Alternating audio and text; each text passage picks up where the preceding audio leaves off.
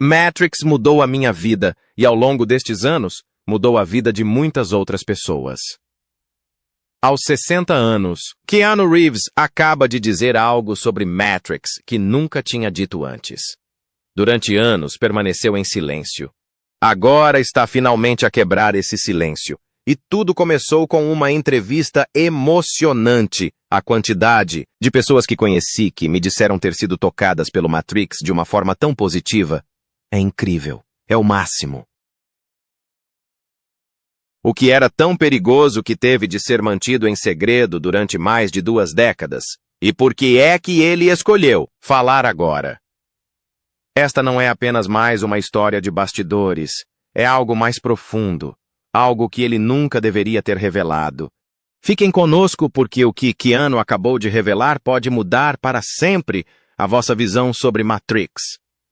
A estrela relutante que se tornou a escolhida. Para compreendermos completamente as palavras arrepiantes de Keanu e a perturbadora verdade por detrás de Matrix, precisamos de começar esta história do início. Não é segredo para ninguém que Keanu Reeves nunca procurou a fama da mesma forma que outros. No final dos anos 90 já era um rosto conhecido, graças a papéis em filmes como Velocidade Máxima, Caçadores de Emoção e Bill Ted. Uma aventura fantástica. Mas não estava a tentar dominar as bilheteiras. Preferia perder-se em estranhos filmes independentes ou projetos shakespearianos a jogar o jogo de Hollywood por isso. Quando o argumento de Matrix chegou às suas mãos, não foi um sim imediato. Na verdade, nem o compreendeu de início. As irmãs Wachowski escreveram algo que mais parecia uma tese filosófica do que um filme de ação tradicional. As falas sobre a realidade simulada. O controlo e o despertar da ilusão da vida não eram típicas de um blockbuster. A maioria dos atores recusou o papel. Will Smith recusou o papel em favor de Wild Wild West. Nicolas Cage também recusou porque não queria deixar a sua família. O estúdio não tinha a certeza se iria resultar e definitivamente não apostava em Keanu Reeves para sustentar o filme. Mas algo naquilo o atraiu. Talvez fosse o mistério, talvez fosse o desafio. Ou talvez fosse a sensação persistente de que aquele guião dizia algo que mais ninguém em Hollywood se atrevia a dizer. Ele não percebeu tudo, não de imediato, mas sabia que era importante. Ele aceitou. O que se seguiu foi um dos regimes de treino mais intensos da sua carreira. 4 meses de treino intensivo de artes marciais. Coreografia, trabalho com cabos e disciplina física. Keanu dedicou-se completamente. Quando a produção enfrentou problemas orçamentais, abdicou de parte do seu salário para que a equipa pudesse manter os seus empregos. Aquilo não foi uma jogada de marketing, era simplesmente o Keanu. Desde o início que não interpretou o Neo como um herói de ação tradicional. Há uma quietude na sua atuação, até mesmo uma hesitação. Neo não se exibe, ele não grita, ele escuta. Ele duvida. Ele evolui. E esta trajetória refletia a própria jornada de Keanu com o papel. Ele não estava simplesmente a assumir o papel de um escolhido. Ele estava a tentar descobrir o que realmente significava ser escolhido.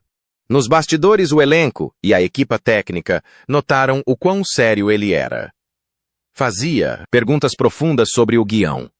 Não apenas sobre as cenas de luta, mas sobre as ideias em si. O que é a realidade? Como sabemos que somos livres? Se a escolha é uma ilusão, qual o sentido? Estas não eram falas banais para ele. Eram a essência da história. E foi isso que o diferenciou de todos os outros atores que o estúdio considerou. A maioria das pessoas via Matrix como um filme de ação conceptual com efeitos especiais impressionantes. Keanu Reeves via-o como um alerta, uma reflexão, algo pessoal. Ele não estava a tentar tornar-se o rosto de uma franquia que definiria uma geração. Na verdade, quando o filme se tornou um fenômeno global, afastou-se, enquanto outros poderiam ter capitalizado em cima da fama. Keanu recolheu-se a passeios de mota, momentos de tranquilidade e projetos mais pequenos. Nunca agiu como Alguém que carregou um filme bilionário às costas porque não se importava com essa parte. Mesmo hoje, quando perguntam sobre Matrix, Keanu não se vangloria. Fala das pessoas que tornaram o filme possível, a visão das irmãs Wachowski, a dedicação da equipa, a química do elenco.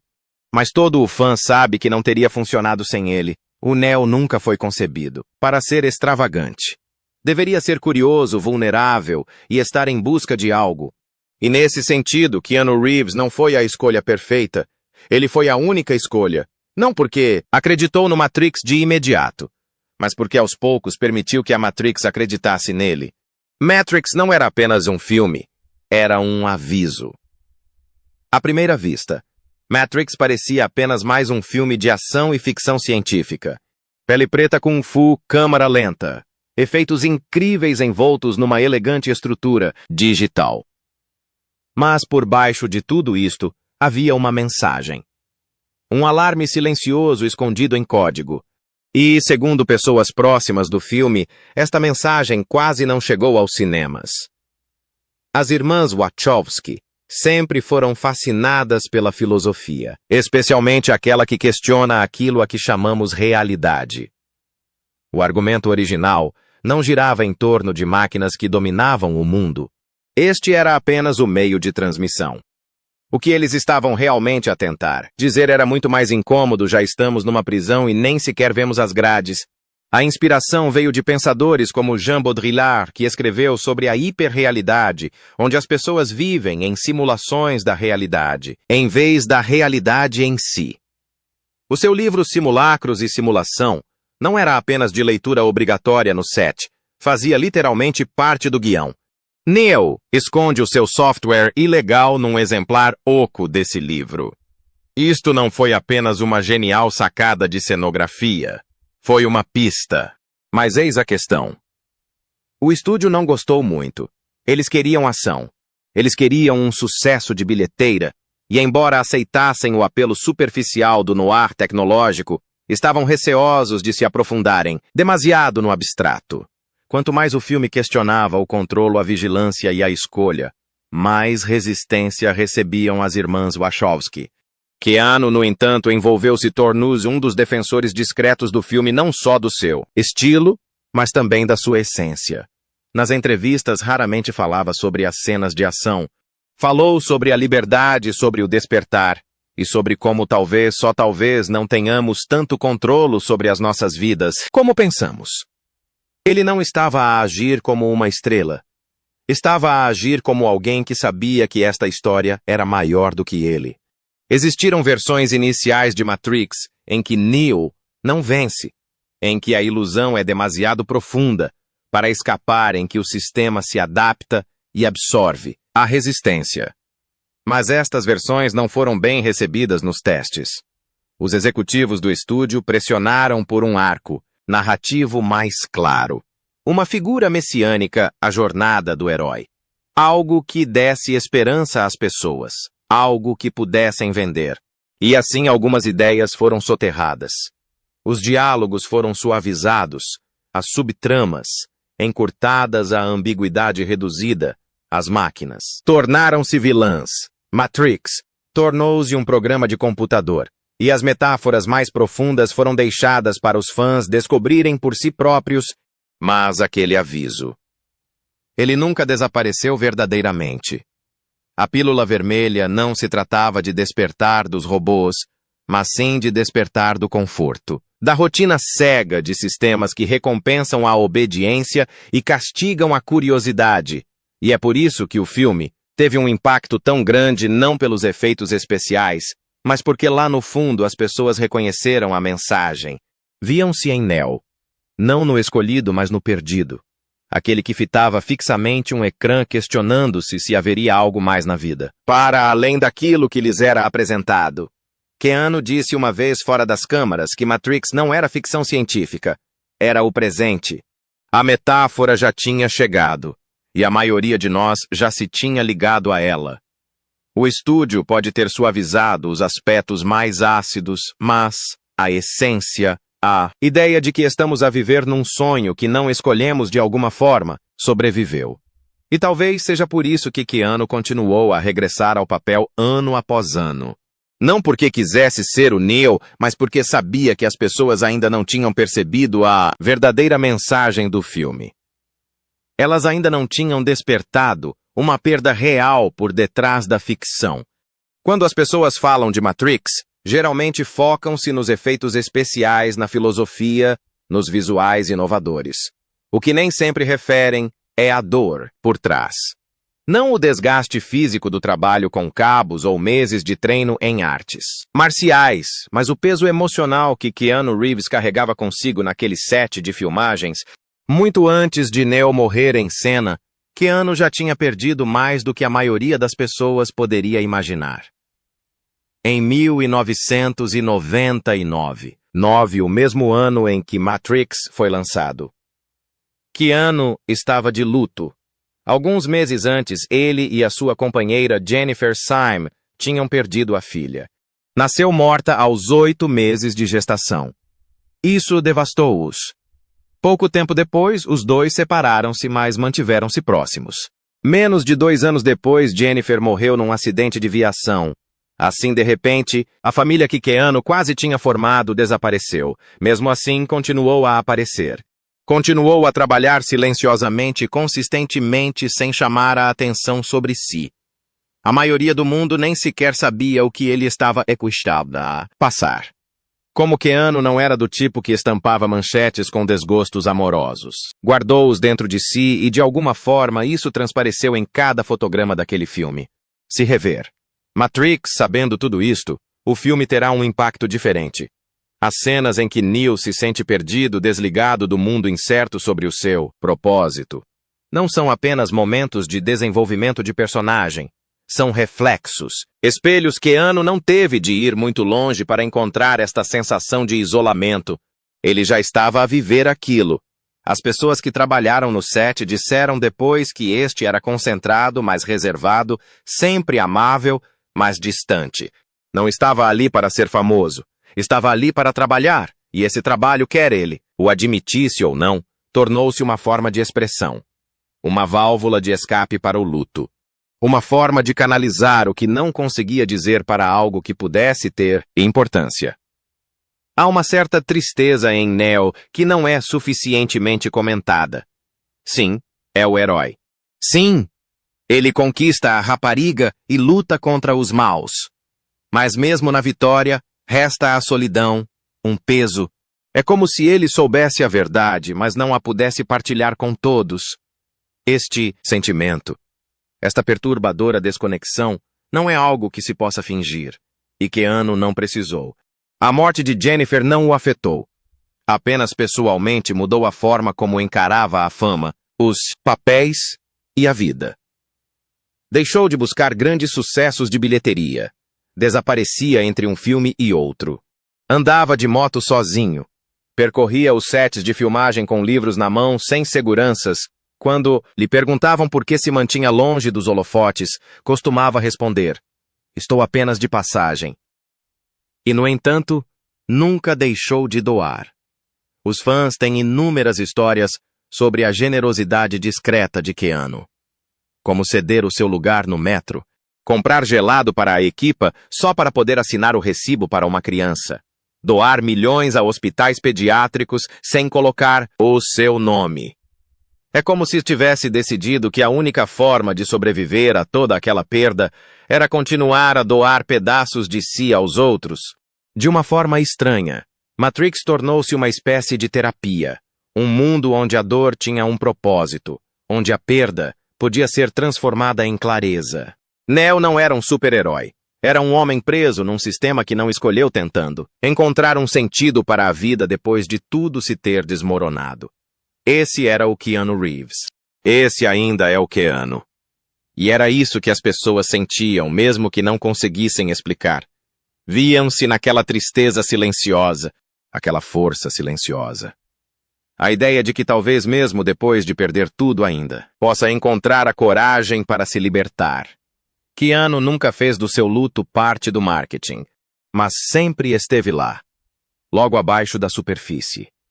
E essa é uma das razões pelas quais Matrix não só entreteve, como também impactou. Porque por trás dos tiroteios em câmara lenta e do código digital, estava um homem a tentar sobreviver a algo muito real. E de alguma forma ele transformou essa dor em algo intemporal. Aquilo que apagaram das sequências. Quando Matrix se tornou um fenômeno global, as expectativas para as sequelas eram elevadíssimas. Os fãs não estavam apenas à espera de mais um filme, estavam à espera de respostas. O que é, afinal, a Matrix? O que acontece quando acorda? Existe algo para além do chamado mundo real. As irmãs Wachowski tinham ideias e ideias ambiciosas. Mas nem todas as ideias chegaram aos ecrãs. Matrix foi relançada, e as revoluções não foram apressadas, mas sim cuidadosamente planeadas. O estúdio queria outro sucesso, e isso significava mais ação, mais espetáculo e uma narrativa mais direta. Mas não era essa a visão original. Nos primeiros rascunhos, as sequências eram muito mais filosóficas, mais ambíguas e muito mais ousadas. Havia uma versão em que Neo descobria que o mundo real também não era real, que é apenas mais um nível da simulação. Uma rede de segurança para as pessoas que rejeitam a Matrix, mas que ainda precisam de um sistema para viver. Uma rebelião controlada. Uma falsa liberdade. Esta subtrama foi reduzida a uma única cena com o arquiteto repleta de linguagem enigmática e cortes rápidos.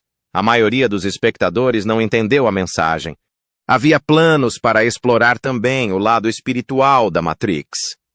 Os Wachowski incluíram ideias sobre a reencarnação, os ciclos kármicos e a ilusão da separação. Neo e Trinity seriam mostrados não apenas como amantes ou rebeldes, mas como figuras ligadas pelas suas almas regressando constantemente para ajudar a despertar os outros. Mas estas camadas não se saíram bem nos testes iniciais. Estranhas demais, demasiado complicadas. O que restava era ainda único, mas visivelmente mais seguro. As sequências intensificaram as cenas de luta e as sequências de perseguição, mas suavizaram as questões mais incômodas.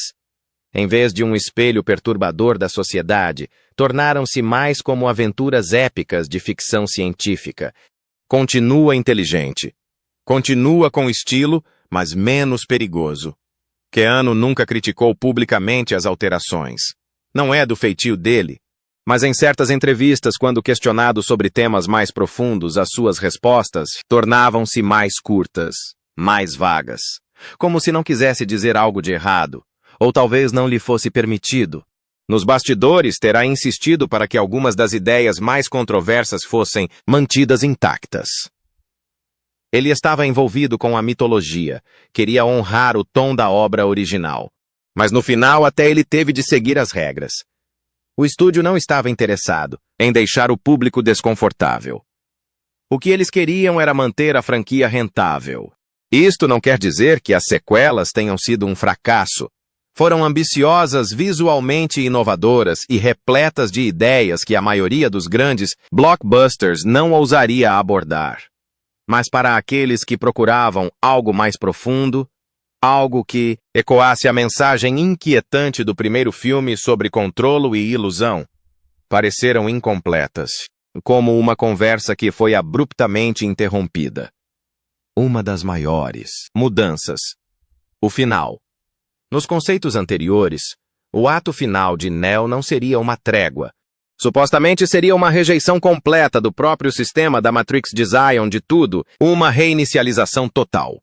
Um alerta de que nenhuma estrutura, nem mesmo uma rebelião, era fiável. Mas esta versão teria deixado muitas perguntas sem resposta e pouca esperança. Não se enquadrava no padrão de Hollywood.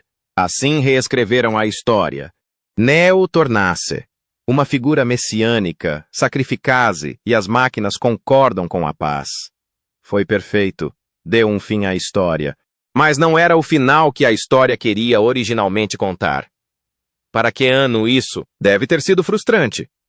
Tinha se comprometido com algo que não era apenas entretenimento. Era a verdade disfarçada de ficção. E agora, parte dessa verdade estava a ser cortada para caber dentro de uma caixa. Mesmo anos depois, os fãs ainda debatem o que poderiam ter sido as sequelas de Matrix. O que se perdeu na tradução.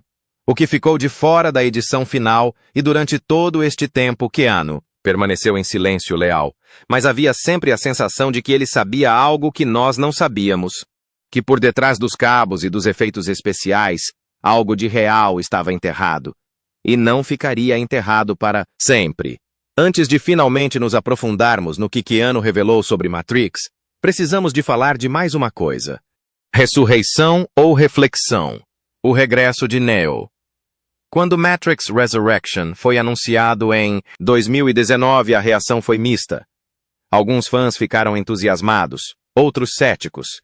Por que trazer Neo e Trinity de volta depois de tanto tempo? Seria apenas mais um reboot nostálgico ou havia algo mais? Para Keanu Reeves nunca se tratou apenas de fazer renascer uma franquia. Era algo profundamente pessoal, e isso fez toda a diferença. O quarto filme não surgiu de uma sala de reuniões. Surgiu de Lana Wachowski, que regressou sem a sua irmã, Lily. O que a motivou a revisitar o universo. Matrix não foi a exigência dos fãs nem a oportunidade financeira. Era luto. Tinha perdido recentemente os pais e uma amiga próxima. Em entrevistas, Lana admitiu que ressuscitar Neo e Trinity era a sua forma de lidar com a situação. Nas palavras dela, estas duas personagens morreram e eu não queria lidar com este tipo de luto. Então trouxe-as de volta. Aquilo tocou Keanu profundamente. Já tinha perdido tanta coisa, a sua filha, a sua companheira, os seus amigos. E ali estava a oportunidade de regressar a um mundo que compreendia essa dor. Um mundo que sempre fora mais do que máquinas e simulações. Então ele disse que sim. Não para repetir o passado, mas para ajudar a moldar um novo tipo de história. Durante a digressão de imprensa, ficou claro que este não era o mesmo Keanu de 1999. Aos 57 anos estava mais velho, mais calado, mais introspectivo. E, no entanto, parecia ainda mais ligado a Neo do que antes. Quando questionado sobre como era a sensação de regressar, não falou sobre figurinos ou coreografia. Falou sobre o amor, sobre a memória, sobre o estranho conforto de regressar a algo que nunca o tinha realmente abandonado. E o filme em si. Foi diferente de tudo o que os fãs esperavam. Em vez de procurar algo grandioso, Ressurreições foi mais a fundo.